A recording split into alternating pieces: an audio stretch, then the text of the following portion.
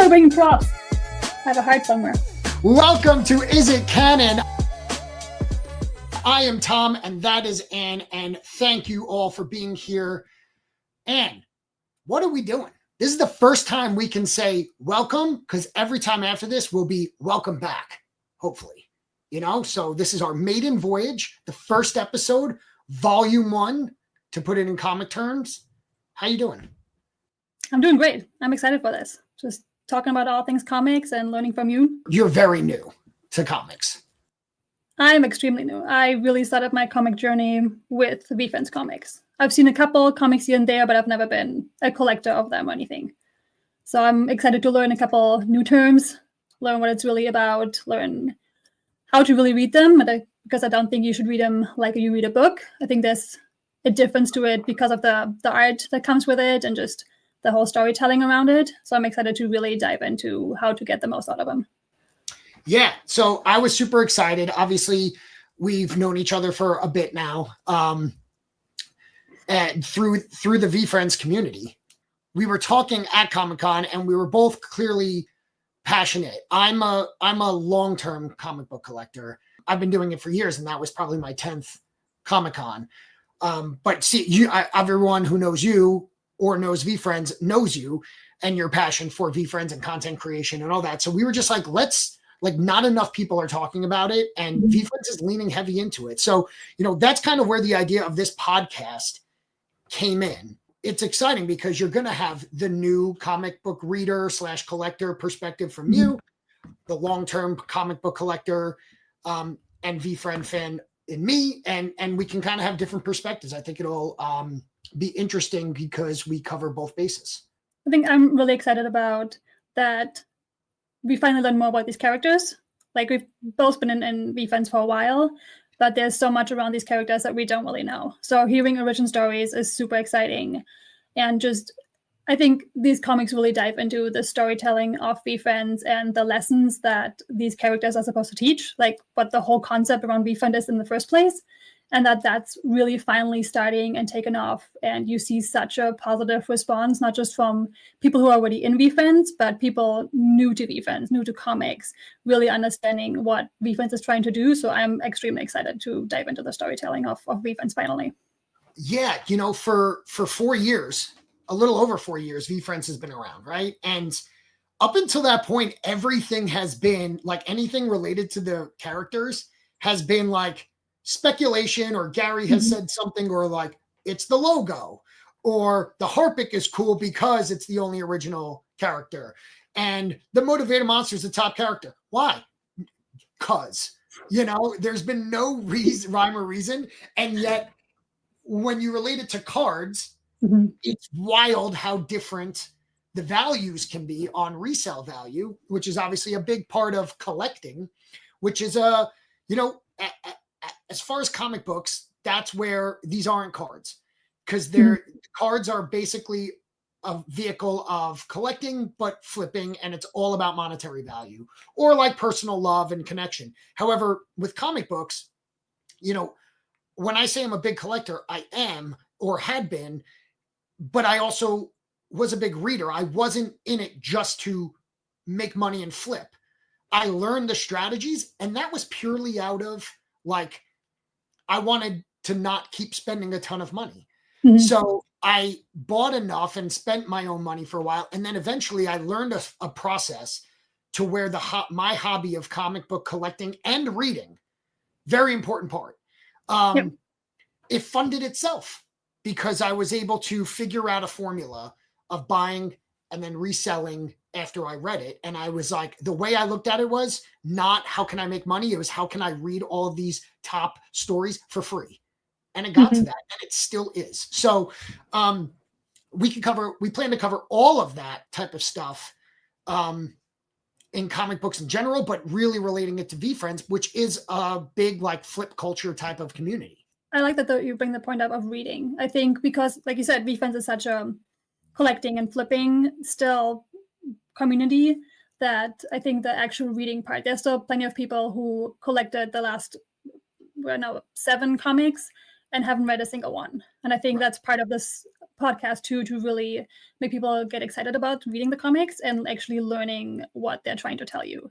And I think that's what I'm most excited about, that we need to talk more about what these stories are actually trying to bring to the world.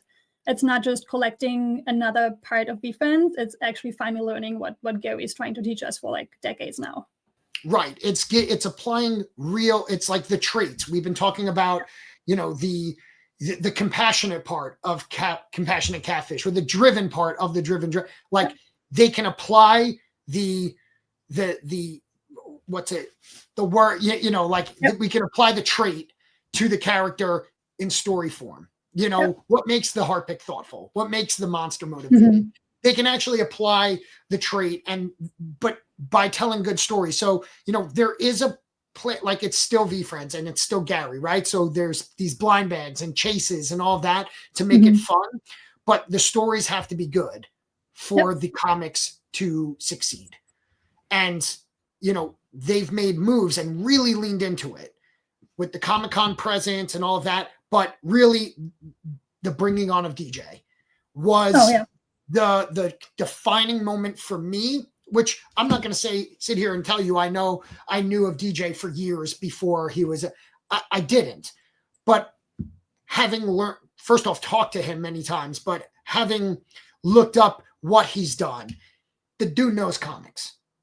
And he's a pro. He's been around for a long time. So he's a great artist, but he's also a great storyteller through both his art and writing.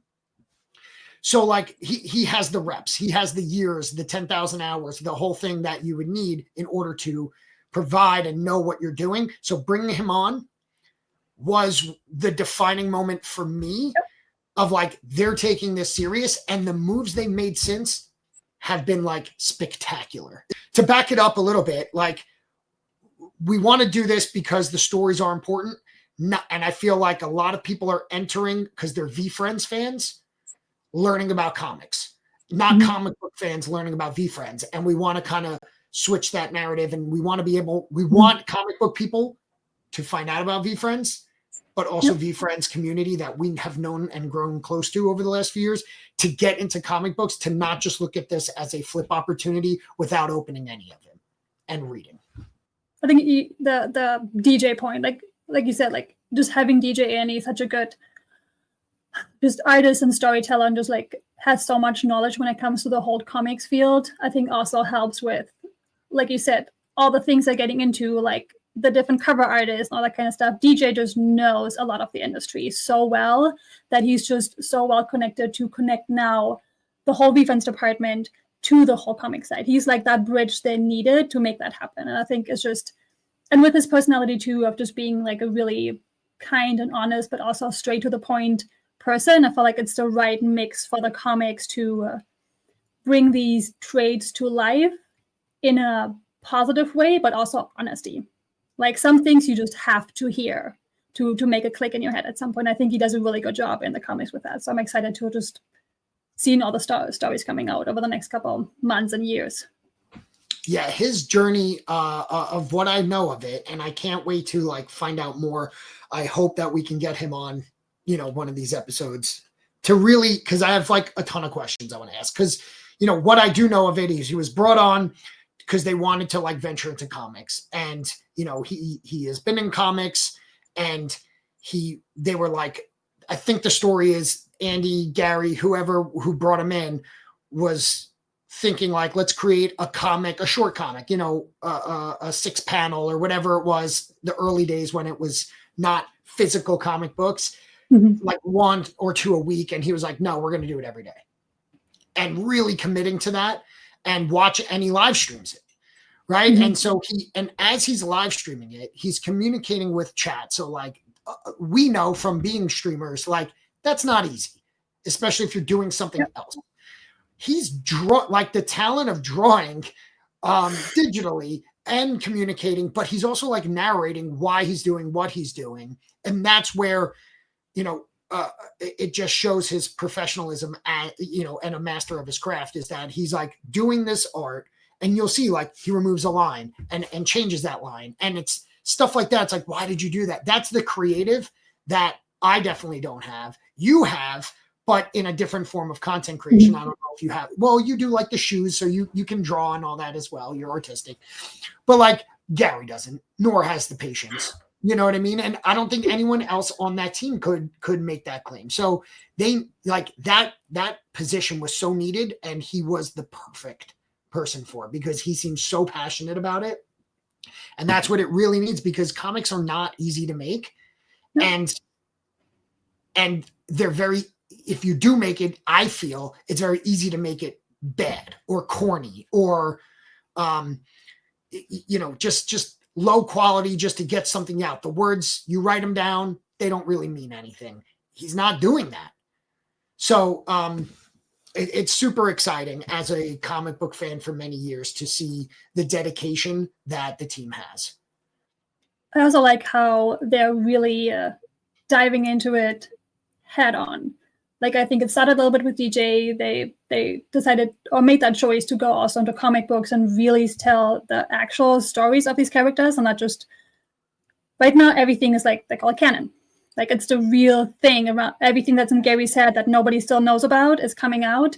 And once they made that decision, the buildup of the people they have brought in since then, if it's on the team directly or contracting different artists for the covers, has been so impactful in my eyes. Like, really making sure you bring in people whose art is on point, whose storytelling is on point, who just understand, really want to learn about these characters, and like that there's a meaning behind making these comics, what they're supposed to tell. I feel like all the different hires throughout the last really 6 to 12 months, like, it's just been ramping up, which I feel like really gives me the hope too that this is something that they're going to do for a really long time. Like, this is something they know was needed in VeeFriends, and it's the way to go for them. Besides just, I think the collectible stuff is to bring new people in from different groups. But I feel like the comics is really where they're ramping up. Like, we're ready to show you who we are. And I'm super excited for that. Yeah, they're not, this isn't a cash grab. You know what I mean? Like, they are pouring resources into it. They have built a team of what are they? The comic department is up to 8+ people, between artists and behind the scenes and all that. Could be more. Again, that's, if we back it up, right? So if someone was learning right now, we've been talking a lot about it.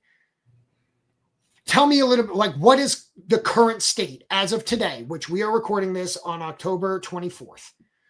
How many issues have they come out? Let's back it up. If they haven't known, like, you and I can get into stories. I think it's too early. We're going to get into it. The plan for this podcast is to go through issue by issue, 1 to 2 issues per episode, to dive into the story and talk about it. However, let's pretend the people listening, at least real quick, where the current state of VeeFriends Comics is. We're at comic number 7, just came out, and they announced comic number 8 coming out in November, which we're all excited about.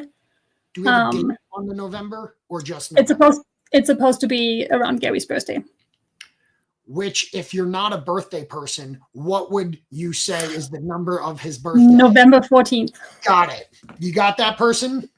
That obviously we knew, but for you that didn't, want you to, write that number down, November 14th.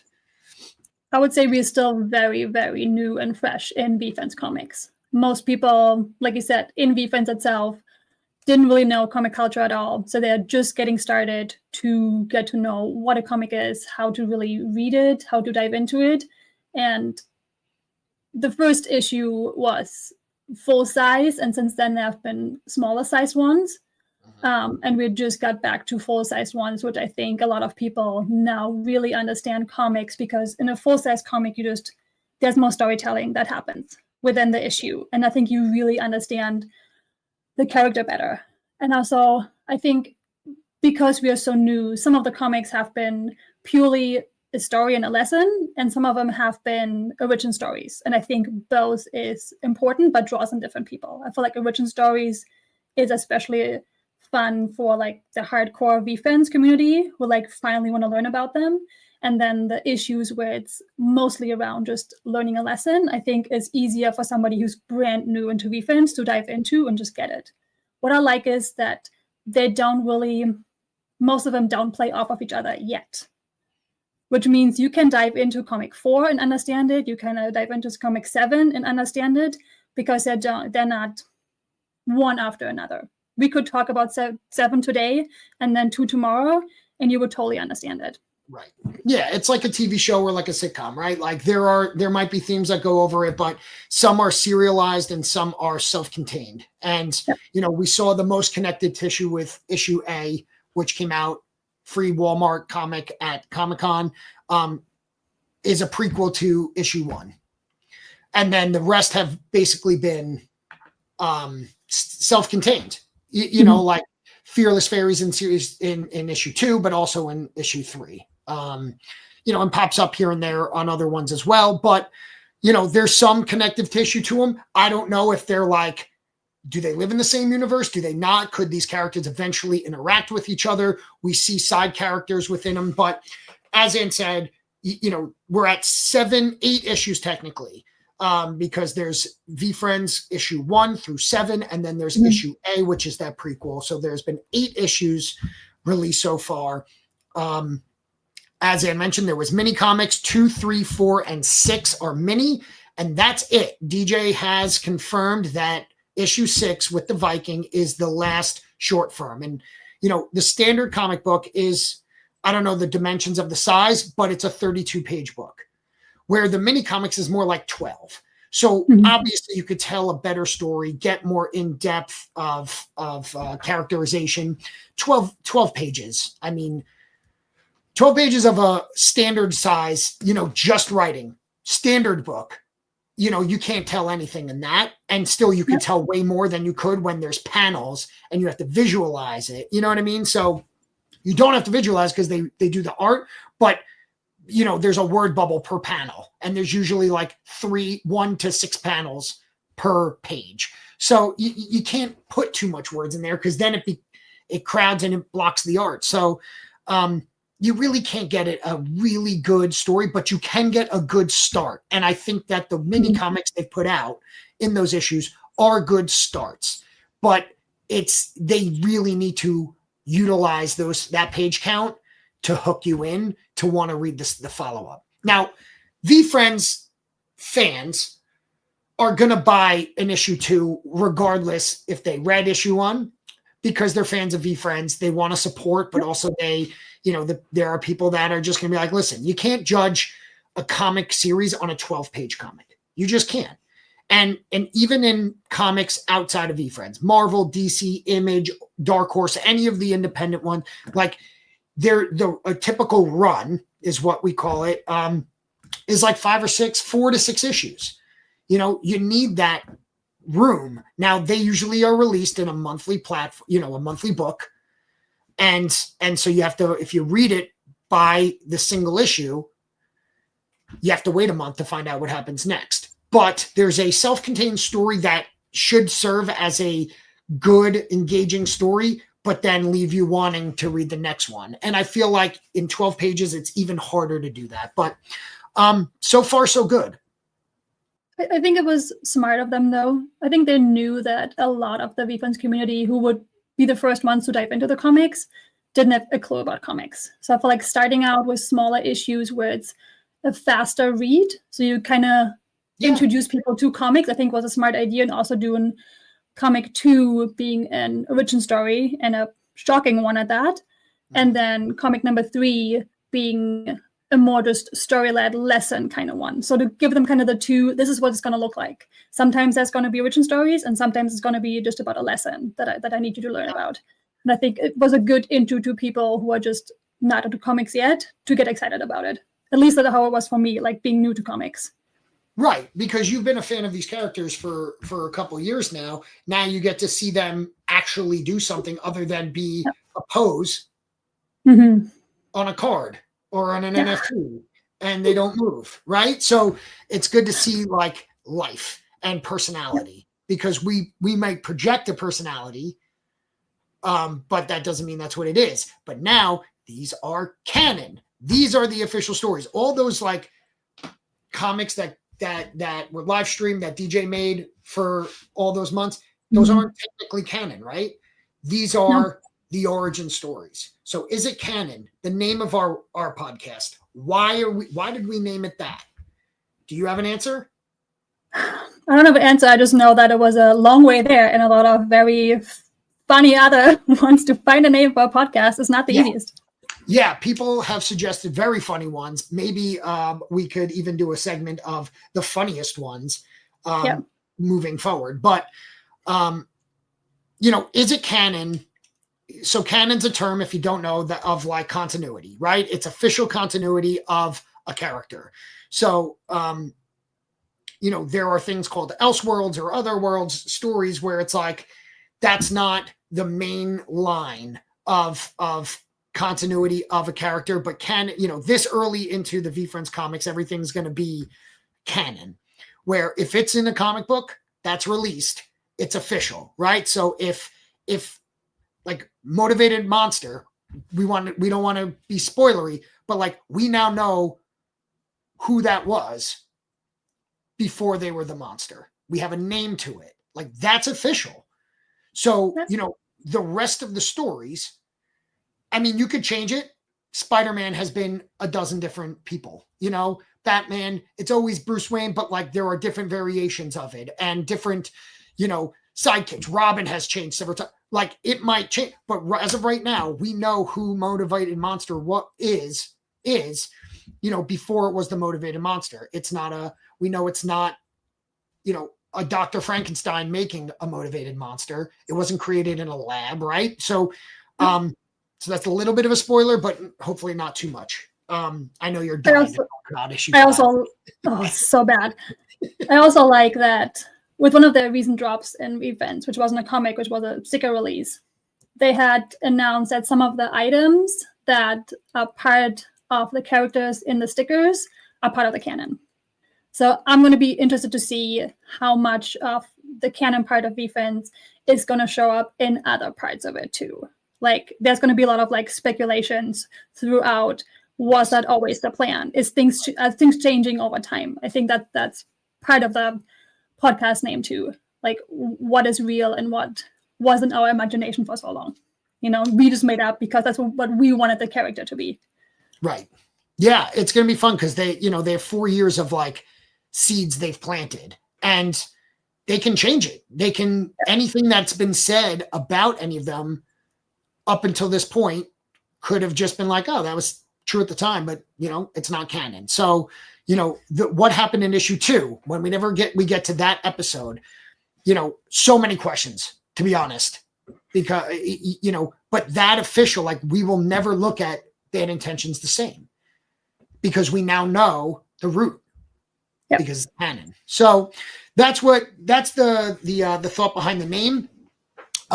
It's also like a comic term. Like again, DC, Marvel, and Image, and they've always there's in Marvel term there's Earth 616, which is like that's the Earth that we have been watching since the 60s, and then there's all these multiversal things, and that's kind of how they get around like Spider-Man 2099 or.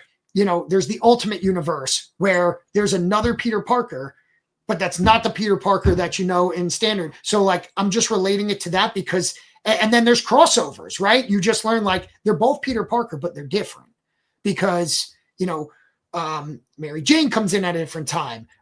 Gwen Stacy comes in at a different time. You have no idea what I'm talking about. But what I'm saying is, right, just nod and smile, move your face around but like that is a big thing in comics. So a question asked in comics is it canon? Because like, is this something that do I need to have prior knowledge or prior reading before getting into something? Even if it's like a new writer comes on, usually that's like the start of a new, completely different story. But they have to kind of continue it from the story prior. They can't ignore all of that. And, Spider-Man's defining feature is that his Uncle Ben died and was killed. Right? Do you even know that? I do. Okay, well, I don't know. So like Uncle Ben dies. You can't like today start a story where Uncle Ben is alive and it be canon because your story, so you can't do that. And that's why Is It Canon is the name of this podcast. Because we're starting at ground zero. Like this is the beginning. And we can basically not dictate, but we can say, because we're here at the beginning stages, yes, that happened, but that's not canon because this, and this happened. And they have to be very cognizant. Anyone who reads a follow-up story has to know what happened prior so that there's no, inconsistencies. It's going to be, I feel like, especially for us who have been in it for a while and, like I said, made up their own kind of stories about different characters, to have to rethink of like, this is not what actually the character is about, or like the story is about.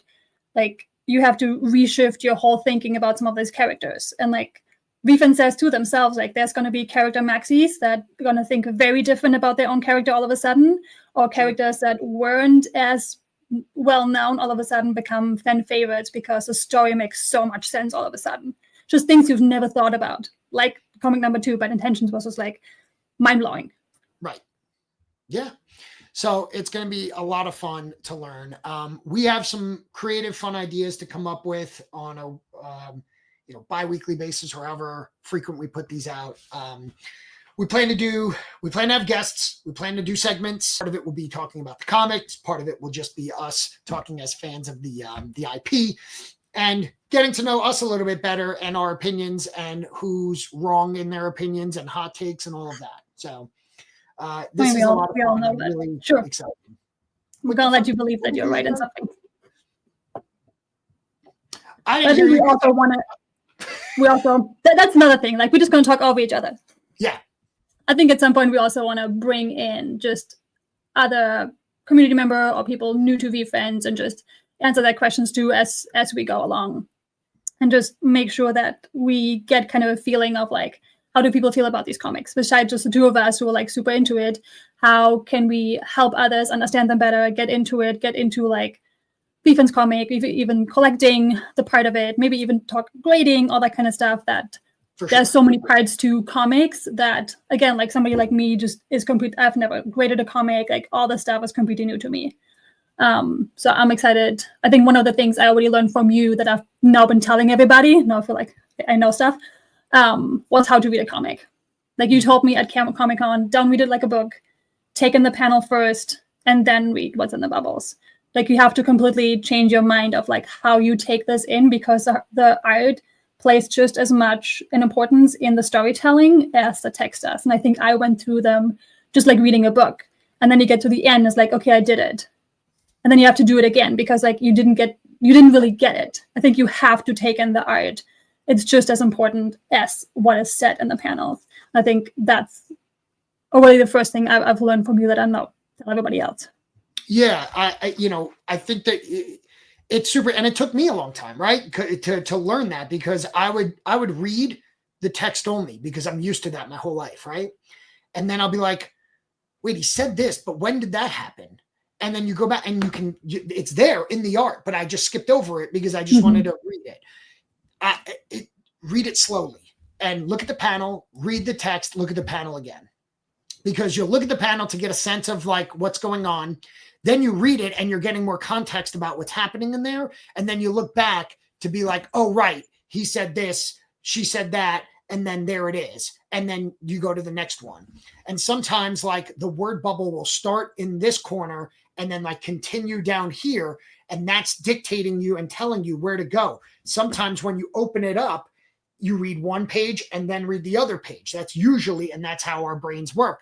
A lot of times though, you'll open it up and it goes across both pages and then down. And but they'll always let you know because the art in the fold will continue. And if you ever see the panel kind of go into where the staple is and then continue on the next page, that's how you know you're reading across both pages. I don't know if VeeFriends have done that yet. I'm programmed now at this point because a lot of comics do that. It's and they'll interchange throughout. That double page splash might only be twice in a book where everything else is standard. So they switch it up. But I've been juked while I'm reading. I'm reading it like this, and then I'll go there, and then I'll be like, what? And then I take it out. I was going too fast. And I'm like, that's why I missed all the stuff going on up here. And I was completely lost in the page. So, that's something that if you've never read, you're going to have to get used to. I'm really like starting to have a deeper appreciation for just like comic book creators and artists of, like, if you go through the panels, it's not just the art itself, it's like the mood it sets too. Like the color changes all of a sudden. Like it will change, because if you read, you kind of, you don't hear tone of voice or anything, but I feel like with the art and like the mood they're setting within it, if it gets darker or lighter, they're kind of telling you what mood you're supposed to read this. And I feel like that really helps when you really start, like, the more you read them, the more you understand the art around comic books, which is so different from a book. And I feel like I'm starting to really appreciate that side of it because I'm so new to it, but like how much thought actually goes into each panel of making sure you get the most out of it to really understand what's been said in these small little bubbles throughout the timeline. I think I have a bigger appreciation of it now. Yeah, now just wait until if VeeFriends ever puts out a manga, your head's gonna explode because it's backwards. Oh, you read it backwards? Yeah, so I have some here, but like, you know, basically like the front, you start on the back and you open it and you read the right page first and then you read the left page first, but it's still left to right, but on the right page, and you basically go until the front. It's so I've seen it. I'm still not used to that. My daughter has read a couple. Okay. But yeah, that throws me off. That's not in my no. One thing at a time. You mentioned grading. I do have like a to grade or not to grade. There's up until recently, there's been 2 companies that I knew of and was aware of. There's a third that is very like rarer, just like there is in cards, and then you know, PSA gets in the game. But to grade or not to grade, you know, I figured we can come up with a segment like Collector Corner, because there are going to be people that just because you don't plan to read it doesn't mean you can't listen to this podcast and learn something, right? So we might look at it as both a collector, because I'm a streamer, I'm a breaker. I have 10 copies of each comic here that I open up on stream because they're blind bags. So I get that market of it, but I'm also the fandom of reading it as well. And I will read every issue that comes out. And like, there are going to be people that want to, you know, a rainbow or a set, the rarer ones only, and they have no plans of reading. So those people can still listen to this podcast. We will talk about stuff like that and go over all of the different rarities of the covers, what the market value of them is, because there's not a lot of sales. Someone actually approached me recently, I didn't even tell you this, that has a out of 99, I think it's the Monster comic. No, maybe the Harpic, I can't remember. But it was a shimmer a hollow at a 99. And we're saying, like, I don't care about the higher end or rare covers. I just want to read the book. And they said, like, will you trade me a base plus cash for this? And, you know, we kind of talked pricing. And it's, you know, there's no comps. So that'll develop as more people are getting into it. But as a longtime comic collector, not as much of single issues. So I don't want to paint that picture. But like, what I know of single issue collecting is like the origin number ones of these characters is what matters. Like Spider-Man first issue is not Spider-Man number 1. It's Amazing Fantasy 15, because there was a series of Amazing Fantasy. Each one told. That's creepy. Yeah, apparently comic number 7 is very excited.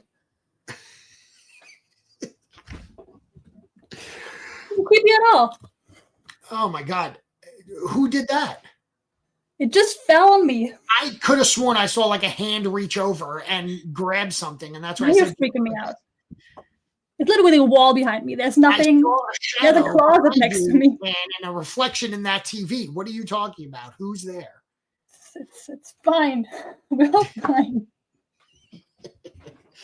You got a gritty ghost in the house. I don't know what I was saying, so thank you for that, Ninja. But you know, we'll keep an eye on values of that stuff, because I think it's interesting, and there are going to be people, like I said, that are going to be just doing it for the resale value, which is a play. I mean, this is still Gary Vaynerchuk at the end of the day, and that's his game. No one onboards better than Gary. I think it would be cool for especially new to VeeFriends collectors to hear not every character has the same importance within the universe of VeeFriends. So even if it's a first issue of a character, it might not be as high as another issue because there's weight between characters within. And it changes, I think, with the comics and the stories coming out. But there's certain characters who will always be worth more, even if it's just a base, versus some characters are just not going to be. And I think that's going to be tricky for people who want to grade or want to collect to understand the differences, why this issue number, this first appearance is so much more valuable than this first appearance. So hearing it from people like us who have been in for a while and can explain why certain characters just have more weight to it, I think it's going to be interesting for them too. I have a question. Do you think that there are some characters that are destined to purely be side characters? Yes. Yeah.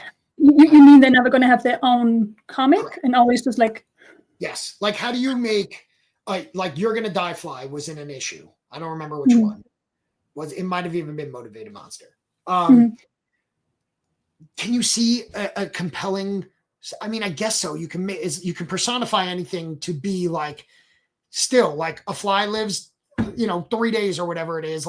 Can we make an interesting 6-issue comic, but it may be a standalone, right? Some won't command full length, 60 issue and ongoing comics. Some will be standalone, self-contained 4 issues and they're done, unless someone else can revive it somehow. And that's what I love about comics is that, there was a saying in Marvel Comics, people die all the time. Main characters die all the time. They always get brought back because, you can't kill Batman and continue a Batman, their most valuable, thing, even though that's DC. You can't kill Spider-Man with Peter Parker Spider-Man and only maintain with others.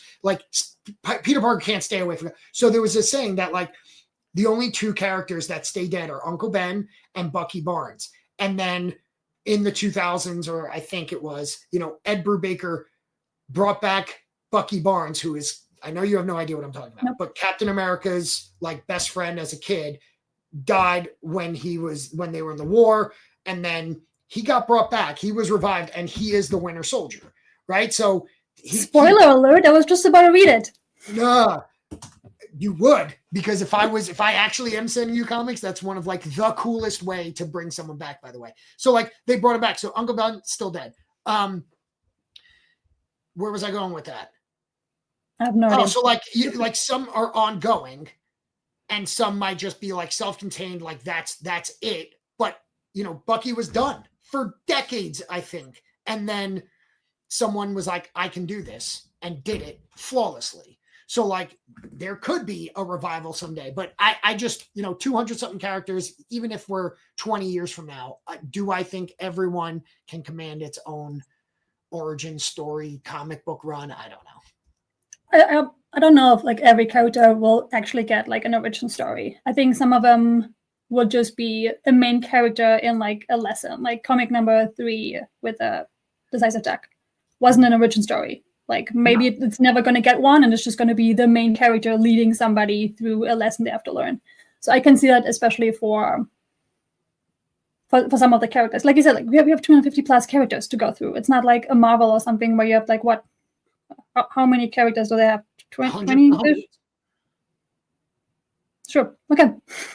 Yeah, just for your own sake, I wouldn't try to relate to Marvel if you have no idea what you're talking about. There's thousands of characters in the Marvel universe. Same with DC. I mean, but there's also, Marvel's been around since the 60s. DC's been around since the 30s. So they have 100 years of DC so let's. But even that for them, there's certain Marvel and DC characters that I know, and then some of them was I've never heard of. Correct. And I think the same is going to happen with VeeFriends too. There's going to be some characters just kind of either way, if VeeFriends is leading it or the story is leading it, and just people who are reading it pushing it that way. There's going to be certain characters who will become more in depth, who will have more storylines, full on series of comics, and others are going to have an issue here or there, and just people who are deep into it know it, but like the rest of them will never hear of them. There's going to be I predict there will be an original character in one of these, right? Because we've obviously seen like human characters in issue 1 and other human characters in issue 5.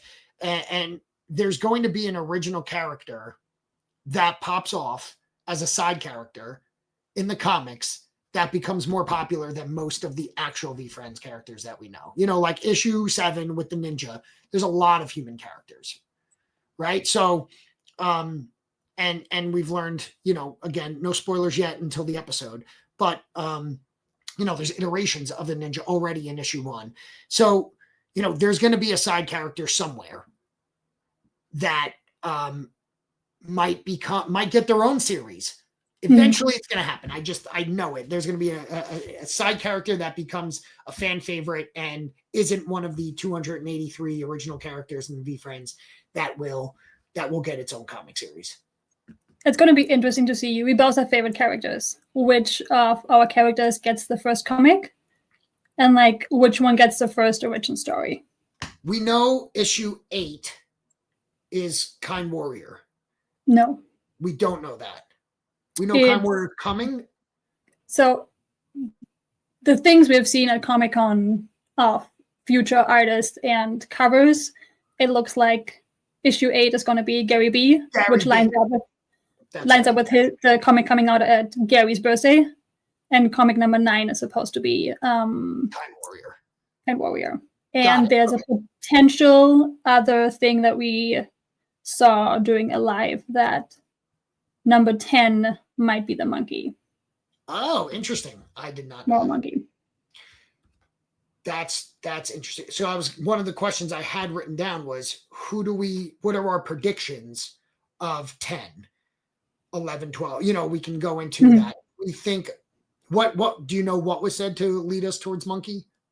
DJ was on a live, and every now and then he will switch between screens, and on his screen there was like small panels of like what he's working on, and it said 10 under 1, and on the cover you can see a monkey. And I think it said monkey under. So that's kind of our prediction of like that might be number 10. There's no confirmed things. None of them 8, 9, 10 are confirmed, but like there's been enough of like little leaks here that at least 8 and 9 I'm very think sure. We know it's like Gary B and Kind Warrior are basically, you know, we might not know the order, but I think you're right on that.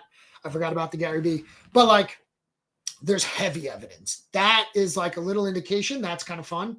I wonder why the monkey in 10, you know? I'm so curious. Is it DJ? Is it Gary? Is it Kate? Is it Chris? You know, like who's determining it? Is it someone like, I have an idea? And I wonder how welcoming they are. Like if Kate was like, I have an idea of a story for, you know, the honey badger. Can I, you know, and is there like freedom to pitch to DJ or Gary? Or is it like handed down? Like we know the monster story was created by Gary.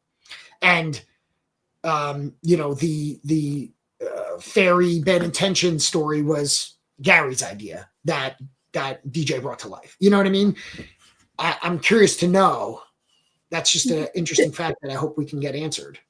There's also some, I don't even know who told me about it, but during Comic-Con, they all had these little cards where the artists would draw on. You can get like different drawings from them. And Allie's had all the different VeeFriends dogs on it. And apparently that's going to be her issue because she doesn't have an issue yet. Right. That the dogs are going to be her issue. So that should be coming soon then too. I don't know if that would be 11. But they also said, come the new year, the plan is for 2 a month, which is going to be interesting if they can like that. That's a lot to put out. Yeah, it's great for us though, for our content. Yep. Big question: when will the Black Cat issue be? We've already passed 5, so I think it's going to be a number, a significant number. So will it be 55? You know what I mean? Either way, it's a specific. Sorry. Either way, it's a specific number, or I feel like if it's coming out in May, around the time that VeeFriends was minted, I could see that happening. Interesting. Because next year is 5 years, right? Of VeeFriends? It is 5 years, yeah. So I could see that, like making it like a celebration issue. Mm-hmm. That would be a cool thing.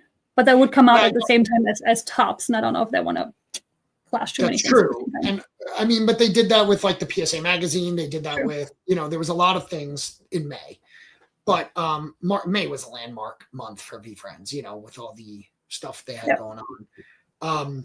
And Crushed, by the way. Part of me thought like the black hat is, a traditionally unlucky symbol. It's the very lucky black hat. 13 is an unlucky number. Do they try to flip that too? Will it be issue 13? That could be interesting. I had that thought. We're past like Halloween, but they, brought out the monster for in time for the Halloween stuff. So like, I don't know. Do you think there's going to be a Christmas issue with the gnome, or is there any other Christmas characters or holiday characters? Because number 9 should be coming out in December. So technically the Kind Warrior is December if they're going with that. 8 will be. So when is it going to 2 a month in the new year? I think that's the plan for now in the new month. I think it really depends on like, can they get it done? Can they get production done in that time? Because that's not like they have to be printed and everything and put out. Okay, so I think tentative that's the plan for them. We are recording something again next week.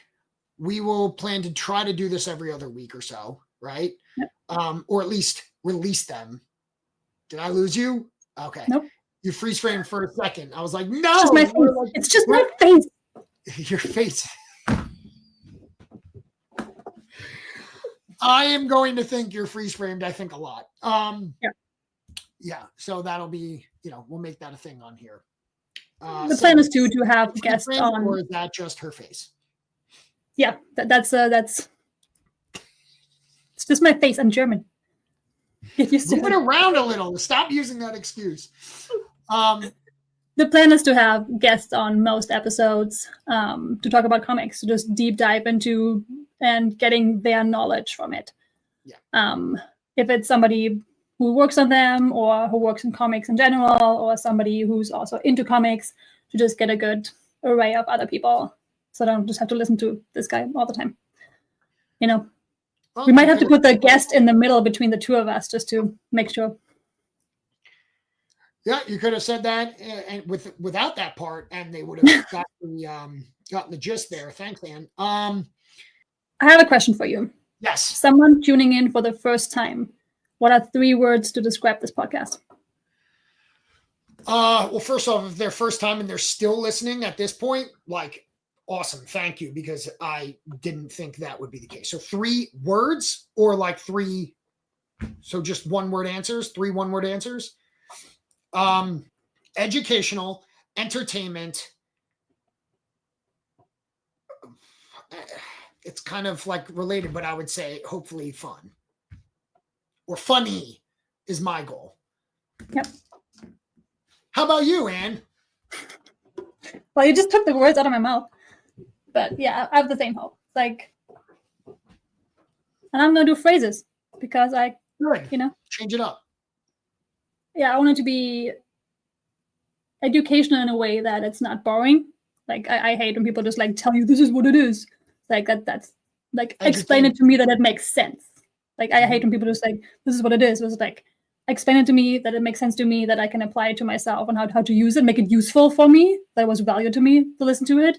Like when you explained to me how to read a comic, that made sense to me, that applied to me. Now I learned something that makes my life better. Like that's what I want educational stuff to be. I think the entertaining part is just getting to know us. I think the first episode we were still very slow and just like getting to know, how this format works. But we both know each other, and who knows that for a while knows that we can razz each other a little bit. And I think that's who we are, and I think that's what I want us to be on this. That we're just honest people who just can take a joke, and we will make jokes of each other and possibly also of the people on the podcast. So get used to that. Yes. And the third part for me is like impact.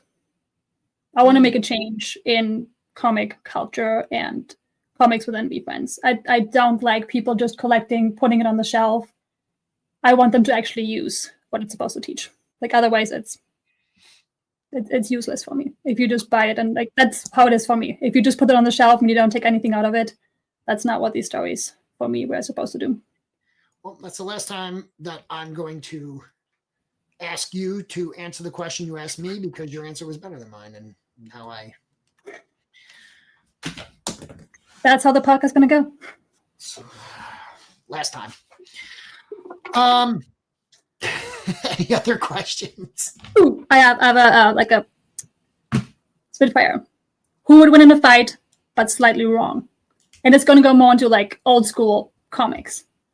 Batman versus Spider-Man, but both are running a lemonade stand. Who's going to sell more lemonade? Mm-hmm. Batman or Spider-Man? Spider-Man. Hulk or Wolverine? Do you want to know why, or do we just moving on? You can tell me why. Because first off, is it Bruce Wayne and Peter Parker, or is it them dressed as that? Because Batman selling lemonade during the day just doesn't make sense. I can't see it. He is the night. All right. Your friendly neighborhood Spider-Man is just that. He's friendly. He's going to sell more. He's a younger person. So whether it's Peter Parker or Spider-Man, it's Spider-Man both times. He's friendlier. And he's in Queens. So like more foot traffic. But isn't Bruce Wayne like a business person too? He's a billionaire because his dad created Wayne Enterprise that he runs, but he has people to run it because he's got a city to save. But yes, so he might. But like if he's behind the lemonade stand, which I feel like was the question, Spider-Man's going to sell more. But if he runs it like a franchise, like fucking Gary talks about, he would hire someone to put there. He might put Damian Wayne, his illegitimate child, behind the lemonade stand, but he's kind of a little dick, so maybe he wouldn't put them there. Maybe he would put the friendlier of the Robins. But Dick Grayson is old at this point, and he's become Nightwing. He's out saving people as well. So, he'd have to kind of outsource, and I don't see him interviewing people for lemonade stand. So it's Peter Parker / Spider-Man. Hulk or Wolverine in a pottery class? It's definitely Wolverine because Hulk's going to just smash everything. But the claws? Wolverine has a rage issue as well. And, his claws could come out and ruin it.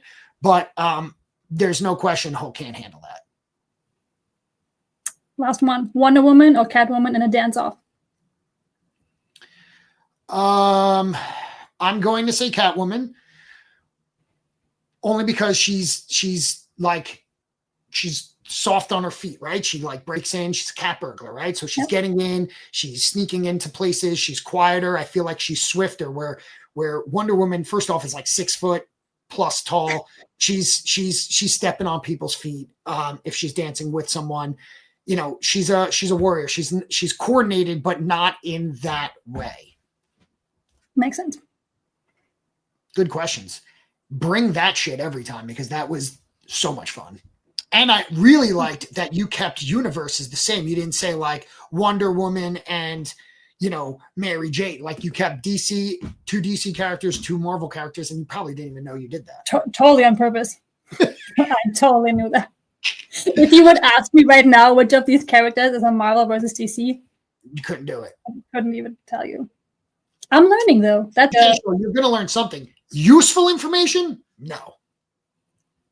But information nonetheless.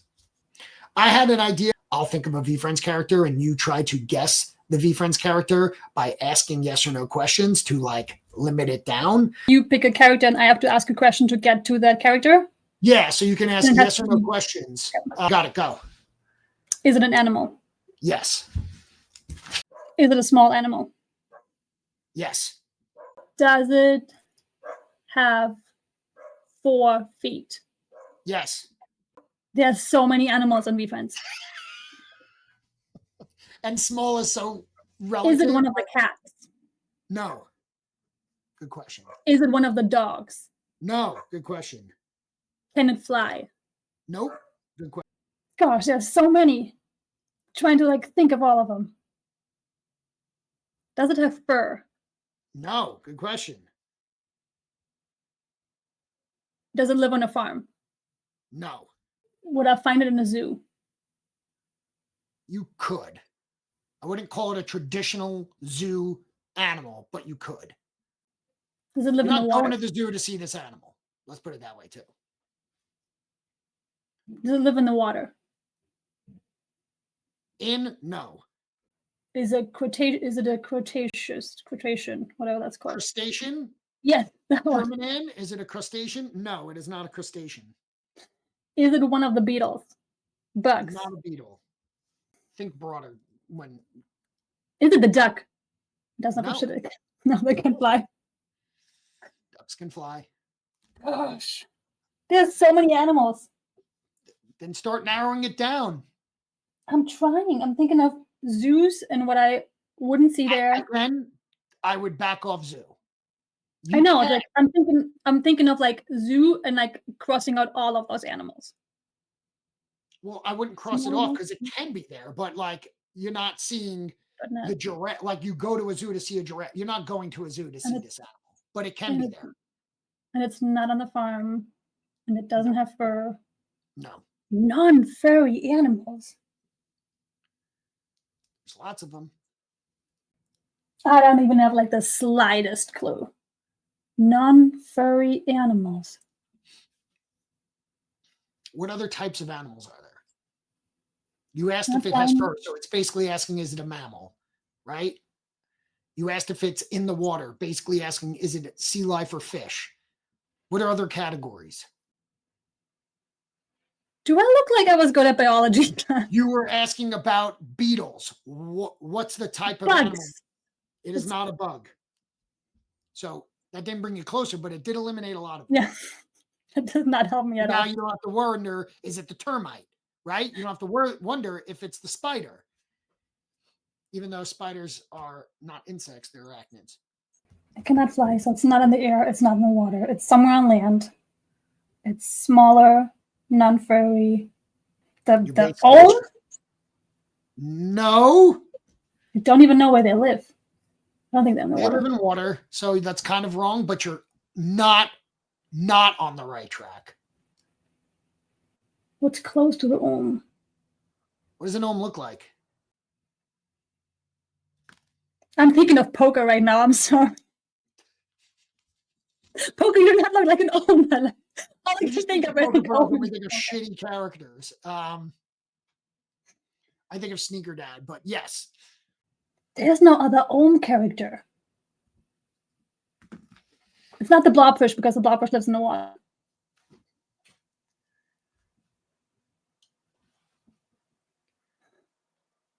Whoever watches this episode instead of listening will have something funny right there. Is it the blobfish? No. I'm not counting that as a question. You're at 14. You have 6 questions left. What does the Ohm look like? Like an Ohm. What does the Ohm look like?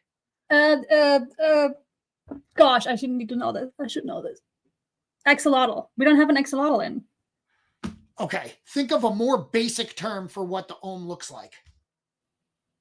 A worm. It is not a worm. That's kind of like a bug. I don't know if we would count that as a bug, but it is not the worm. I still won't count that as a question, even though I should. What does the Ohm look like? What kind of animal? Like a weasel. A weasel has fur. It doesn't. Do you know what the Ohm looks like? Yeah, like an axolotl. All right. You're throwing a lot of big words at me. And since I don't understand them, I'm going to take them as disrespect. No, it's got. You don't know what an axolotl is? Listen. This is going great. We're really good at this game. Well, I'm never doing this again. I have not even the slightest clue of like type of animal we're talking about. It's insane. It's insane the subset of animal that you are not asking about. If it's not a mammal and it's not a fish and it's not a bird, then it's a. Give me at least the subcategory. What is it? It doesn't fly, it's on the water, it's on land. What's in between. Something I need to get out more, man. Something that lives on the land. That is not a mammal. Oh, this is painful. This has to be cut. You're not being very level-headed here. Oh gosh.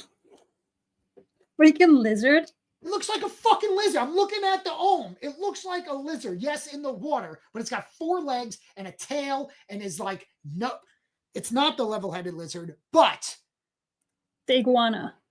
no. Keep going. How many lizards do we have? At least one. Gecko. The gecko. Yes! For God's sakes! Profit is gonna Profit is never gonna talk to me ever again. You know what? Leave this Okay, in. guys, this was our first and last episode of Is It Canon? No, because I'm gonna finally look like not the dumb one on camera. Leave this shit in, or at least clip this shit out. I knew it all along. I was just trying to test out how far you would go. So full of shit. Freaking gecko. I didn't think that small. I thought mid-size. See, when I said has a fur, you said no. My head went the pig. And he said not farm, but my size in my head was still pig size. So like my brain never went away from that. Small is kind of like a relative term. It's not a great question. You should say, is it smaller than a? That leads you to a better. We'll work on it. I can't wait when we turn this around next time. Yeah, I think we can. Can you try this? Yeah. I think we should end on that note. Yeah. It's like, just get me out of this episode. How did we end up here? I don't know, but thank God I gave you the extra question. You technically got that in 17 questions because the last one. Not so proud of myself. Yeah, not bad. Well, this was fun. Thank you if you're still here listening. Next episode, we have a special guest booked. Even if like this one, we were like, oh, the next one, book it. We're going to have a special guest and it's a big one. So we kind of told them what we had going on and they were super excited about it and wanted to get involved. So thank you all for being here. Anne, you want to sign us off? Sure. Thanks for tolerating this one for over an hour. Like, you should be proud of yourself. This is going to be great. Well, thank you for signing us off that way. Listen, this is a very honest podcast, you know? From us at Is It Canon, I'm Tom, that's Anne, and we will see you next time.